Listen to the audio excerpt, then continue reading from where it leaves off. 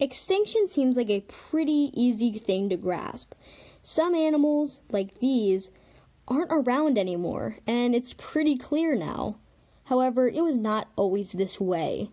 Today in this video, we are going to be talking about a scientist who's pretty underappreciated, but he was the one who founded extinction and deemed it to be a fact. Meet French naturalist Georges Cuvier. Now, this was a very interesting guy. He had a lot of weird theories, however, it kind of seems to be pretty prolific in my opinion. Cuvier worked at the Institut de France, and it still actually exists to this day. And as you can see from this next picture, it is a very, very nice place, and Georges Cuvier was in his element, and this sparked an idea for him. He began to research all of these bones and drew them as his mother actually taught him to draw, and he's pretty good at it. And so this research made him find a conclusion that was very shocking and that changed the fate of the world forever. Cuvier ended up studying the American Mastodon quite a lot and compared its bone to other bones of animals we know today, such as elephants, where he ran into an interesting conclusion.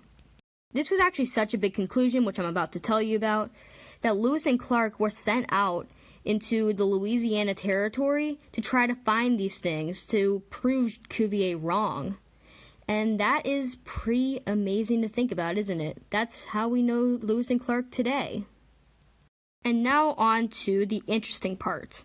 Cuvier ended up getting hold of these mastodon molars, which were believed to just be normal elephant molars, and he actually found out, well, they weren't really elephant molars. By using comparative anatomy, Cuvier actually found out that these belonged to completely separate species, and believe it or not, they did not exist, which was a huge red flag for people who didn't really believe him.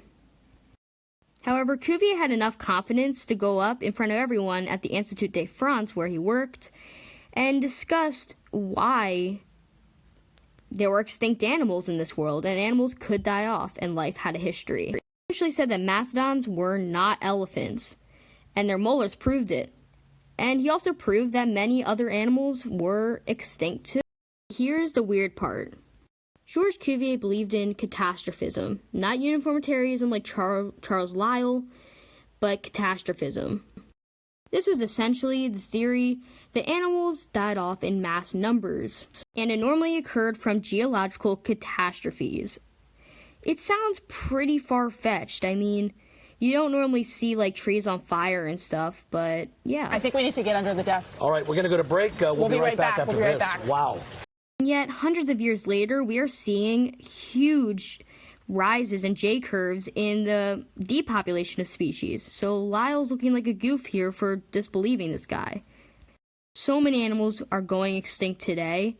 So if you think about it, maybe this is a catastrophe, and maybe Georges Cuvier was right from the very start, and it wasn't just survival of the fittest, and sometimes unnatural things would wipe other animals out, maybe like humans. This event, known as the Sixth Extinction, is wiping out a lot of animals, mostly because of us. So it really does lead to the question, was Cuvier right all along? That unnatural events killed off mass numbers of species. I mean, we are seeing it here.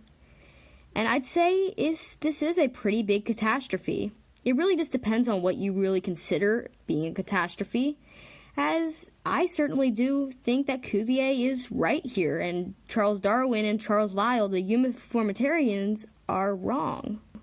So this is a story of how an unappreciated man, and really overshadowed by the other naturalists in the world, found a breakthrough.